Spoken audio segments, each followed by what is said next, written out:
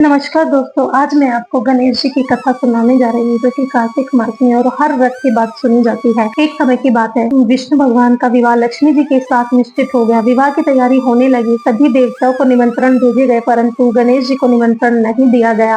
कारण जो भी रहा हो, अब भगवान विष्णु के बारात जाने का समय आ गया। सब देवी देवता अपनी पत्नियों के साथ विवाह समारोह में सम्मिलित हुए।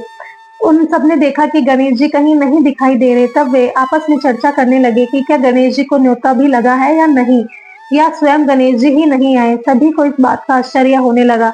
तब सभी ने विचार किया कि भगवान विष्णु से ही इसका कारण पूछा जाए। विष्णु भगवान से पूछने पर उन्होंने कहा कि हमने गणेश जी के पिता भोलेनाथ महादेव को न्योता भेजा है। यदि गणेश जी अपने माता पिता के साथ आना चाहते हैं तो आ जाते, अलग से न्योता देने की कोई आवश्यकता भी नहीं थी।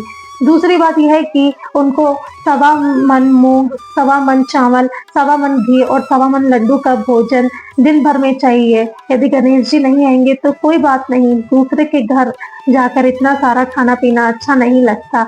इतनी वार्ता कर ही रहे थे कि किसी एक ने सुझाव दिया कि यदि गणेश जी भी आ जाएं तो उनको द्वारपाल बनाकर बिठा देंगे कि आप घर की याद रखना।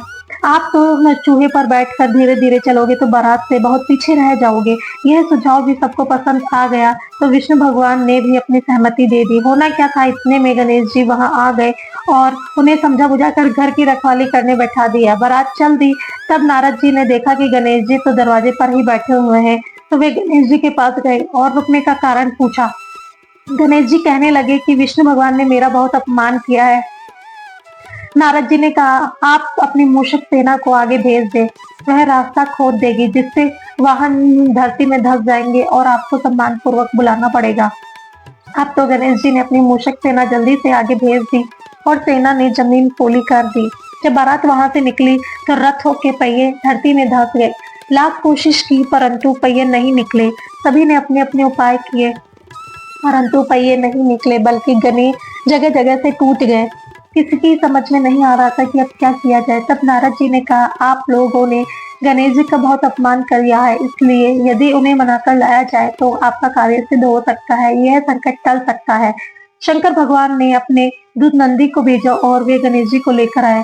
गणेश जी का आदर सम्मान उनके साथ पूजन किया, तब रथ के पहिए निकले। अब रथ के पहिए निकल गए, परंतु वे टूट फूट गए थे, तो उन्हें सुधारे कौन। पास में खेती में काम कर रहा था एक आदमी, उसे बुलाया गया। खाती अपना कार्य करने से पहले श्री गणेशाय नमः कहकर गणेश जी की वंदना मन ही मन करने लगा। देखते ही देखते खाती ने सभी पहिए को ठीक कर दिया। तब खाती कहने लगा, हे देवताओं, आपने सर्वप्रथम गणेश जी को नहीं मनाया होगा और न ही उनका पूजन किया होगा, इसलिए तो आपके साथ ये संकट आया है। हम तो मूर्ख अज्ञानी है, फिर भी गणेश जी को पहले पूजते हैं, उनका ध्यान करते हैं। आप लोग देवता गण है, फिर भी आप गणेश जी को कैसे भूल गए। अब आप लोग भगवान श्री गणेश जी की जय बोलकर आगे जाएं, तब आपके सभी काम बन जाएंगे और कोई भी संकट नहीं आएगा। ऐसा कहते हुए बारात वहां से चल दी। विष्णु भगवान का लक्ष्मी जी के साथ विवाह संपन्न करा के सभी सकुशल घर लौट आए। हे गणेश जी महाराज, आपने विष्णु जी को जैसा कहा सवारियो वैसा सबको सिद्ध करियो। कहता न सुनता न हुकारा भरता न। तो दोस्तों, आपको ये कथा कैसी लगी? अगर अच्छी लगी तो हमारे चैनल को ज्वाइन कीजिएगा और शेयर कीजिएगा। धन्यवाद।